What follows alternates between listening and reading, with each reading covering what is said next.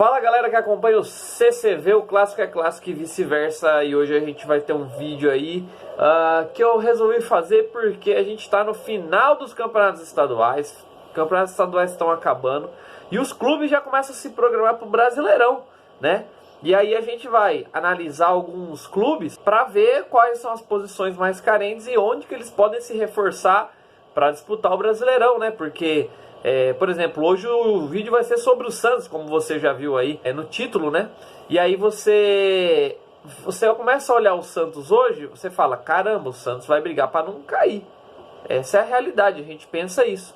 Então, quais seriam os bons nomes para trazer para o Santos para que ele se reforçasse? Então a gente vai falar sobre o time do Santos e quais seriam os bons nomes para reforçar e mais ou menos como ficaria esse time aí. Então vamos lá, pessoal, vamos lá. O Santos hoje tá com o Fernando Diniz de técnico, então a gente tem que pensar no perfil do técnico, a gente tem que pensar que o Santos não tem grana, tem que pensar em várias coisas aí, né? A questão, ó, por exemplo, bons nomes, de repente aí, que dá para pegar emprestado, a gente poderia, mas eu não vou falar de empréstimo, né? Porque esse negócio de empréstimo requer muita negociação, requer que o outro clube libere. Então eu tentei levantar nomes aqui que estariam fácil para o Santos trazer e aí de repente reforçar o seu elenco. Então vamos começar, por exemplo, o Santos hoje precisa de goleiro? Não. João Paulo, goleirão. Lateral direito? Não precisa, pô. Você não tem dinheiro, você não precisa contratar lateral direito se você tem o Pará e o Mads. Lateral esquerdo, Felipe Jonathan, também não precisa.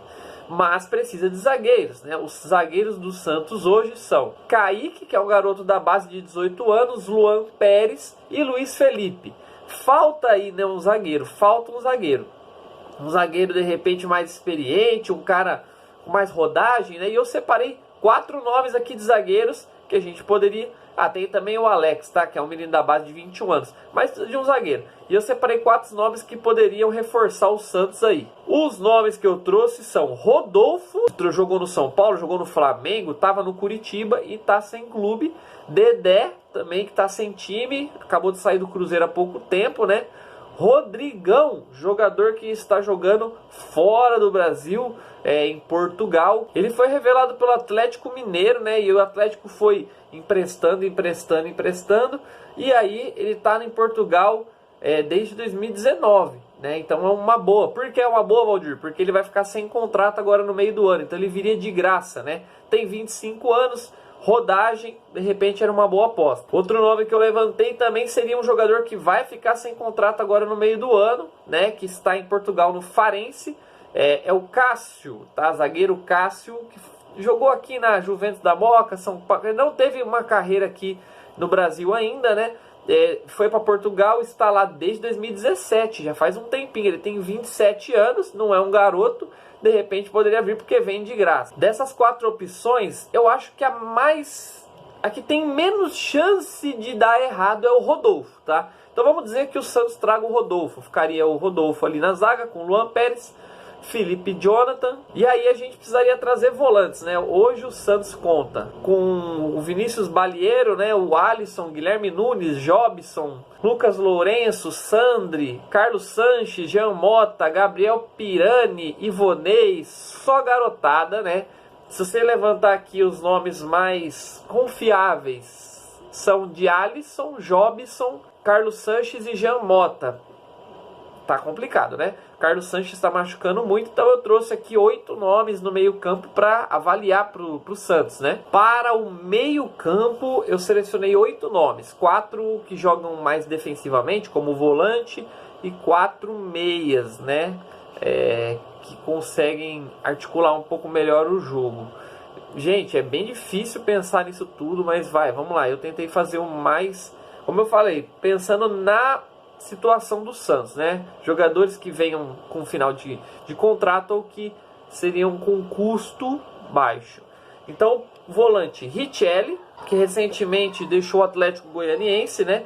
Jogador que tem uma certa história aí no futebol pernambucano, né? Jogando no Sport. Felipe Augusto, jogador que está em Portugal, está no Rio Ave, ele está no Rio Ave, foi revelado pelo Bahia, aí ele foi bem cedo lá para Portugal, e chegou a jogar na Espanha e na Turquia, mas ele já está há um tempo lá, jogador de 27 anos, seria uma boa opção, porque vai ficar sem contrato agora no meio do ano. Anderson Carvalho, jogador que foi revelado pelo Santos, né? Teve passagens pelo futebol japonês, depois ele chegou a jogar em Portugal, na Rússia, está atualmente no Santa Clara e vai ficar livre.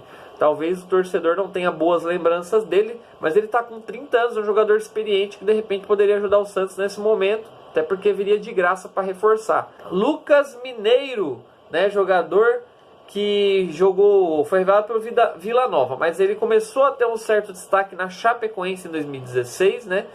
E aí ele começa, Ponte Preta, fez um bom trabalho, foi pro Vasco, fez um bom trabalho, voltou pra Ponte, fez um bom trabalho, foi pro Japão, se destacou, foi para Portugal, e aí vai ficar sem contrato agora. Eu sei que alguns clubes já estão de olho nele, mas de repente o Santos podia se agilizar aí, porque hoje ele seria titular no Santos, então seria um bom atrativo para ele vir para o Santos, né? Para o meio-campo tem um nome aí, pode ser um pouco polêmico, mas eu acho que vale a pena, porque é um jogador que está aí em fim de contrato, Marlone, jogador que jogou no Corinthians, jogou no Vasco, jogou no Cruzeiro, enfim, Sport, né? Jogador que cai mais pela esquerda, um meio-campo, mas que cai um pouco mais pela esquerda, bem agudo, que chuta de fora da área. Gosto do Marlone. Facundo Pérez, jogador que está jogando atualmente na segunda divisão, é isso? Segunda divisão no Santiago del Estero da Argentina. Valor de mercado barato, né? Tem 22 anos, é um argentino, vale a pena investir de repente nesse jogador que também ficará sem contrato agora no final do ano. Então é muito fácil de trazer esse argentino, Facundo Pérez, tá bom? Nicolas Castro, também do Arsenal de Sarandi, da Argentina, né? Jogador que acaba o contrato no final deste ano, em dezembro, então que facilita um pouco para você. Tem 30 anos, é um jogador experiente, né?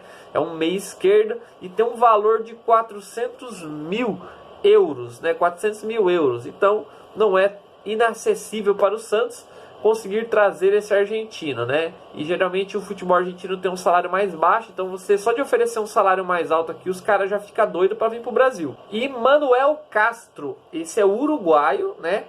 Tá no Estudiantes e tem um contrato longo ainda, mas ele tem um valor de mercado de 800 mil, 25 anos, não é tão caro, de repente vale a pena ir lá no Estudiantes, 800 mil euros, né?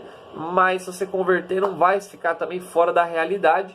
Então, de repente, era uma boa de investir no meio-campo uruguaio. Esse tipo de jogadores que eu mostrei aqui, você fala, Valdir, ninguém conhece. Tudo bem, mas são jogadores baratos do futebol sul-americano. Você traz para o futebol brasileiro, se ele valorizar, você vende, porque o futebol brasileiro é uma baita vitrine e ganha muito dinheiro em cima. Então vale a pena ir atrás desses jogadores. Então vamos imaginar que desses 8 nomes, o Santos traga 4 jogadores, tá bom? Ó, por exemplo, Felipe Augusto, né, que é um jogador que está vindo de Portugal. O Anderson Carvalho, né, que seria um jogador também, mas vamos dizer que ele não seja titular. Você traz o Felipe Augusto para jogar de titular e o Anderson Carvalho para ficar no banco.